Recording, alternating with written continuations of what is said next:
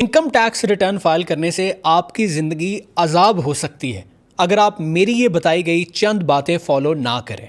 जी अस्सलाम वालेकुम ख़वातीन व हज़रात, मेरा नाम है फ़ारान अहमद चीमा और मैं advocate high courts of Pakistan हूँ।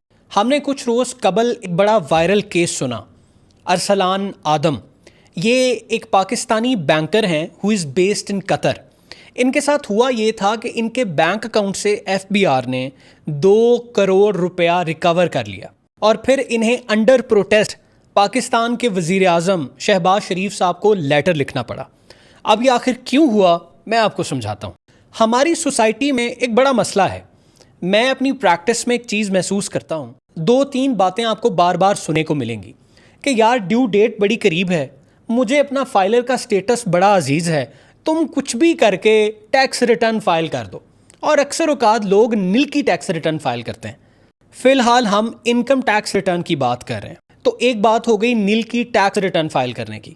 दूसरी बात, हम ये सोचते हैं कि यार ये बंदा 10,000 रुपये में करता है, ये 25,000 रुपये में टैक्स रिटर्न फाइल करता है, ये बंदा जी 5,000 में कर देता है, तो जनाब करनी तो टैक्स रिटर्न ही है ना फाइल, तो 5 वाले से करवा लेते हैं। लेकिन अब ये सस्ता आपको ऐसा रुलाएगा कि आपको ये 5,000 इतना महंगा पड़ने वाला है कि आप सोच भी नहीं सकते।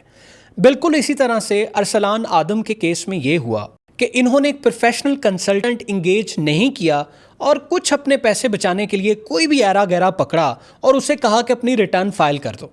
अब याद रखें कि ये ओवरसीज पाकिस्तानी की हम बात कर रहे हैं, जो कि इनकम टैक्स ऑर्डिनेंस 2001 के तहत अगर आप पाकिस्तान में 183 डेज से कम रहते हैं तो आपको अपनी वेल्थ स्टेटमेंट फाइल करने की जरूरत ही नहीं है। मगर क्योंकि अरसलान ने एक सस्ता बंदा पकड़ा था जो कि इस मामले में एक्सपर्टीज ही नहीं रखता था, उसने इसका केस ऐसा मिसहैंडल किया कि जनाब कल को एफबीआर का नोटिस आ गया कि यार अपनी टैक्स रिटर्न आप फाइल कर रहे हो जीरो।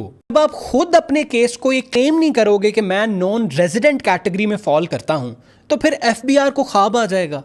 आप अपने बेस्ट रिप्रेजेंटेटिव पहले खुद हैं। अगर मैं खुद को ही अच्छे से रिप्रेजेंट नहीं कर सकता तो मैं किसी दूसरे से क्या तवक्को रख सकता हूं। तो जब आप एक लॉयर या कंसल्टेंट एंगेज करते हैं तो वो आपको रिप्रेजेंट करता है। अब आप अंदाजा लगाएं कि आप अपनी रिप्रेजेंटेशन इतनी सस्ती चाहते हैं। तो जी हुआ ये कि अरसलान आदम के केस के अंदर उसने टैक्स रिटर्न तो फाइल कर दी और उसको निल रखा, और उस टैक्स रिटर्न के अंदर बहुत सारी डिस्क्रेपेंसीज थी। और जब भी ऐसा होता है तो एफबीआर आपको पहला नोटिस भेजता है section 122 subsection 9 of income tax ordinance कि जिसमें एफबीआर आपसे पूछता है कि हमारे पास डेफिनेट इन्फॉर्मेशन है कि जिसकी बिना पर हमने ये देखा है कि आपकी आमदन इतनी है, आप इतना कमाते हो, लेकिन आपने डिक्लेयर इतना किया है, तो आप हमें रीजंस दें, ग्राउंड्स दें कि इतनी टैक्स लायबिलिटी जो कि आपकी बनती है वो आपको टैक्स क्यों ना लगाया जाए और आपको पेनल्टी भी क्यों ना पड़ी जाए। और साथ में आपको 111 इनकम टैक्स ऑर्डिनेंस 2001 का नोटिस भेजा जाता है कि जिसमें कहा जाता है कि जी आपने अनडिस्क्लोज्ड एसेट्स रखे हुए हैं और अनएक्सप्लेन्ड इनकम है आपकी, और अगर आप इनका सेटिस्फैक्ट्री जवाब नहीं देते तो आपकी बैंक अकाउंट के अंदर जितने क्रेडिट्स होते हैं उनको आपकी इनकम कंसीडर करके आपको टैक्स लायबिलिटी भेज दी जाती है। इस केस के अंदर भी एफबीआर ने बिल्कुल ऐसा किया, मगर अरसलान के कंसल्टेंट ने भी बिल्कुल वही सोचा जो कि अरसलान ने सोचा कि जी रिटर्न फाइल हो गई है, स्टेटस मेरा फाइलर हो गया है, अल्लाह अल्लाह खैर सला। लेकिन एफबीआर के जब आप नोटिस का जवाब नहीं देते हो तो उसके पास section 140 of income tax ordinance के थ्रू ये पावर मौजूद है कि वो 138 सेक्शन के तहत आपके बैंक अकाउंट से पे ऑर्डर की सूरत में रिकवरी कर सकता है। तो बिल्कुल उसी तरह से जब आपने ना अपील फाइल की, फैसला आपके खिलाफ हो गया, तो आपके अकाउंट से 2 करोड़ रुपए की रिकवरी होगी। अरसलान साहब को जब अपने फ़ोन से पता चला कि जी मेरे बैंक अकाउंट से पैसे निकल गए हैं, उन्होंने अपने उसी कंसल्टेंट से पूछा। सुनने में ये आया है कि उस बंदे ने एलिजिडली एफबीआर के फेक ऑर्डर्स बनाए और क्लाइंट को कहा कि जी मामला सॉर्टेड है। शायद वो अपनी स्किन सेविंग कर रहा था। खैर, अरसलान का केस तो अभी इन प्रोसेस है, देखते हैं कि वो कहाँ तक जाता है। मैं आपकी रहनुमाई करना चाहता हूँ कि आपके केस में कभी ऐसा ना हो। मेरे जितने बिजनेस ओनर्स क्लाइंट हैं वो जानते हैं कि मैं उन्हें हमेशा ये एडवाइस करता हूँ कि आपने किसी अहरे गहरे की बात में आकर अपनी इनकम कम नहीं शो करनी। आपने वही इनकम शो करनी है जो कि आपकी बनती है। आप उतना टैक्स बचाएं जिसकी कानून आपको इजाज़त देता है, ना कि इलीगल तरीके से। उसे होगा ये कि जब आप अपना टैक्स बचाने के चक्करों में इनकम कम डिस्क्लोज करते हैं तो आप अपना वाइट मनी भी कम कर देते हैं। तो कल को अगर आपने कोई एसेट खरीदा तो फॉर एग्जांपल अगर वो करोड़ रुपए का है तो लेकिन आपकी जो इनकम आपने डिस्क्लोज की है वो इतनी सख्त ही नहीं रखती, वो फॉर एग्जांपल 50 लाख पे ख़त्म हो जाती है। तो आप कैसे एक्सप्लेन करेंगे कि मैं 1 करोड़ रुपए की गाड़ी कैसे खरीद सकता हूँ, जब आपकी टैक्स रिटर्न के अंदर जो इनकम डिस्क्लोज्ड है वो कॉम्प्लीमेंट नहीं करती, वो ये आपको ताकत एम्पावर नहीं करती कि आप 1 करोड़ की गाड़ी खरीद सकें। तो इसलिए ये जो अनप्रोफेशनल लोग हैं वो क्या करते हैं, अपनी टैक्स रिटर्न नील फाइल कर देंगे, एसेट्स में आपकी गाड़ी डाल देंगे, आपके रियल स्टेट के एसेट्स डाल देंगे, आपका घर डाल देंगे। तो जनाब वहाँ पर FBR चुकन्ना हो जाता है कि इस बंदे की इनकम नील है। तो मुझे ये बताएं कि इतने एसेट्स ये हर साल कैसे लेकर आ रहा है, तो आपको फौरन से नोटिसेस आ जाएंगे।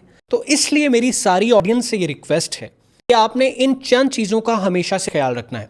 पहले तो अपना कंसल्टेंट चूज़ करते हुए ये मेक श्योर करें कि ये ऐसा बंदा है जो कि क्वालिटी पे काम करना चाहता है, ना कि क्वांटिटी पर।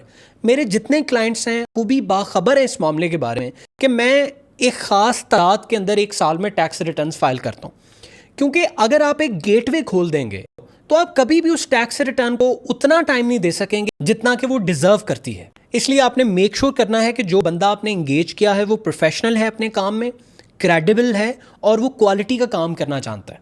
अगली चीज़ जो आपने हमेशा अपने कंसल्टेंट से रिक्वायर करनी है दैट इज़ कि आपकी वेल्थ रिकंसाइलेशन बनाकर आपके साथ शेयर करे, आपका एक एक रुपया बोलता हो कि मैं कहाँ से पैदा हुआ। मैंने अक्सर लोगों को देखा है कि वो जो फ़ोन करते हैं कि जो ड्यू डेट बड़ी करीब आ गई है तो टैक्स रिटर्न मेरी फाइल कर दो, तो वो कहता है जी जनाब स्टेटस थोड़ा फाइलर हो गया, ओके जी ये ले पैसे पकड़े। जनाब आपने मेक श्योर करना है कि आपके कंसल्टेंट ने जो ड्राफ्ट बनाया है, जो कि वो फाइल टैक्स रिटर्न नहीं हुई, वो आपके साथ शेयर करे। आप उसके साथ डिस्कस करो कि यार ये मेरी टैक्सेबल इनकम है, इतना मुझे लॉस हुआ है, इतना मुझे प्रॉफिट हुआ है, ये मेरे एक्सपेंसेस थे, सारी चीज़ें उसके साथ बैठ के डिस्कस करें। और कभी भी अपनी टैक्स रिटर्न नील में फ़ाइल ना करें। देखें, अगर आपकी माहाना इनकम 50,000 से कम है और सालाना 6 लाख से कम है तो आपने सिंपली वहाँ पे कह देना है कि जी मेरी जो टैक्सेबल इनकम है वो कैटेगरी में फॉल ही नहीं करती कि मैं आपको टैक्स दूँ। सिंपल जनाब, आपका फाइलर का स्टेटस भी हो गया और आपने कानून के तमाम ज़वाबित को मद्देनज़र रखते हुए अपनी टैक्स रिटर्न भी फाइल कर दी। और एक और मैं तलकीन करना चाहता हूँ कि कभी भी अपने कंसल्टेंट के साथ चीज़ें हिडन ना रखें, उनके साथ हर चीज़ शेयर करें। जैसे आप एक तबीब के पास जाते हो तो आप अपनी सारी हिस्ट्री भी बतलाते हो, आप अपने सिम्टम्स भी शेयर करते हो। बिल्कुल उसी तरह से जब आप एक लॉयर या कंसल्टेंट के पास जाते हैं उसके साथ अपना सारा केस डिस्कस करें, क्योंकि जब वो सारे सर्कमस्टांसेस उसके पास मौजूद होंगे तो वो एक इन्फॉर्म्ड डिसीजन ले सकेगा, आपका केस ज़्यादा अच्छे तरीके से बिल्ड कर सकेगा।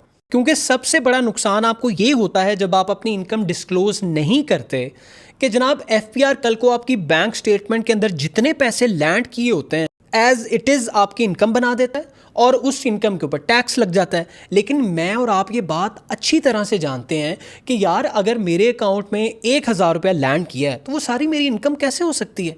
उसमें मेरे एक्सपेंसेस भी होंगे, मैंने किसी की सैलरी भी देनी होगी, मैंने बिजली का बिल भी देना होगा, मैंने जी इंटरनेट का बिल देना होगा, या 100 और चीज़ें, शायद उसमें से मैंने को कमीशन भी अदा करना हो। तो ये सारी चीज़ें हैं, अगर आप इनको आप ठीक से डिस्क्लोज करें तो फिर आप उनको इनकॉर्पोरेट करके उनसे फ़ायदा उठा सकते हैं। लेकिन अगर आप चीज़ों को छुपाएंगे तो फिर उनका फ़ायदा कैसे लिया जा सकेगा। और प्लीज़ याद रखें कि जो टैक्स रिटर्न आप फाइल करते हैं वो आपकी लीगल ऑब्लिगेशन है। Section 114 of income tax ordinance उसे अज्यूम्ड ऑर्डर समझा जाता है pass by the assistant commissioner. इस वक्त अगर आप में से किसी बंदे की क्वेरी है कि जी मैंने टैक्स रिटर्न फाइल करनी है तो मुझे क्या क्या चीज़ चाहिए होगी, सबसे पहले आपके नाम पर जितने आपके बैंक अकाउंट्स हैं आपने उनकी बैंक स्टेटमेंट्स पकड़ लेनी है और वो कब से कब तक चाहिए होगी। हमेशा याद रखें जो आपका माली साल होता है वो 1 जुलाई ऑफ दैट ईयर शुरू होता है। फॉर एग्जांपल 1 जुलाई 2025 और वो ख़त्म होगा 30 जून 2026। अगर आप स्टॉक्स में इन्वेस्ट करते हैं, जहाँ जहाँ आपकी इन्वेस्टमेंट है उनको डिस्क्लोज करवाएं। आपके बिजली के बिल आपने जितने दिए उनका टोटल बनाएं कि ये मेरी कॉस्ट आई, मेरा इंटरनेट का बिल इतना हुआ, मेरे पेट्रोल के एक्सपेंसेस इतने हैं। अगर आप कानून को मद्देनज़र रख कर चलो तो आपके पास बड़े सारे मौके मिलते हैं कि आप टैक्स अपना बचा सकते हो। फॉर एग्जांपल पाकिस्तान के अंदर VPS वॉलंटरी पेंशन स्कीम के ज़रिए आप गवर्नमेंट मुलाजिम हो या नहीं हो, आप अपनी टैक्स की बचत कर सकते हो। फॉर एग्जांपल आप जनाब VPS अकाउंट बनाओ, महाना उसमें इन्वेस्ट करो तो वो जो आपका टैक्स कटता है, फॉर एग्जांपल अगर आप एक सैलरीड पर्सन हो, आपकी 2 लाख रुपया तनख्वाह है, तो उस पर 10-15 हज़ार जितना टैक्स कटता है। अगर आप महाना उसमें इन्वेस्ट करते हो तो जनाब उसके ऊपर आपको 20% रिबेट मिलता है। अब बंदे पूछते हैं कि जी रिबेट कैसे मिल सकता है, तो वो जो फाइनल आपकी टैक्स लायबिलिटी बनेगी वो फॉर एग्जांपल अगर 100 रुपया बनती है तो बेसिकली 20% रिबेट का मतलब ये हुआ कि जनाब उसके अंदर से 20% जो है, जो आपकी टैक्स लायबिलिटी है, वो माइनस हो जाएगी। यानी अगर आप सैलरीड पर्सन थे और कंपनी ने आपके पैसे पहले से काट लिए तो वो जो पैसे आपके कटे होंगे जो कि आपने वीपीएस की मद में आपको मिलने चाहिए, वो आपका टैक्स क्रेडिट बन जाएगा। कल को ज़िंदगी में कभी भी आपकी कोई टैक्स लायबिलिटी बनती है तो वो उसके साथ माइनस हो जाएगा। कानून बड़ा आसान है अगर आप उन्हें ठीक से समझें और समझने की कोशिश करें। यकीनन एक ले मैन के लिए उन चीज़ों को समझना मुश्किल है, इसीलिए हम सारे लॉयर्स और कंसल्टेंट्स बैठे हुए हैं। बस कोशिश ये करें कि अगर एक बंदा आपसे अपने वक्त की एक वैल्यू डिसाइड करके आपसे कुछ मांगता है तो ये यकीन दहानी करें कि वो कुछ तो आपको देगा। उसकी प्रोडक्ट, वो जो उसका वक्त है, वो इतना वैल्यूबल तो होगा कि जनाब वो आपको इतने पैसे चार्ज कर रहा है। कभी भी किसी अनप्रोफेशनल के पीछे मत जाएं। वो एक सादा सी कहावत है कि जी महंगा रोए एक बार और सस्ता रोए बार बार। तो कोशिश करिए कि बार बार रोने से इज्तनाब किया जाए। और इसी तरह से गुफ्तगू का इख्तिताम करते हुए अगर आपकी कोई लीगल क्वेरीज़ हैं तो आप कमेंट सेक्शन में हमें बता सकते हैं, या फिर स्क्रीन के ऊपर मेरी टीम का नंबर मौजूद है, आप हमें व्हाट्सएप मैसेज कर सकते हैं या ईमेल ड्रॉप कर सकते हैं। मेरी टीम जितनी जल्दी हो सका आपके साथ रीच आउट करेगी और आपका मामला हल करने की कोशिश करेगी। इसी गुफ्तगू के साथ मैं आपसे इजाज़त चाहता हूँ। अल्लाह ताला आपका हामी व नासिर हो, लोगों के लिए आसानी पैदा करने की कोशिश करें। अल्लाह निगहबान।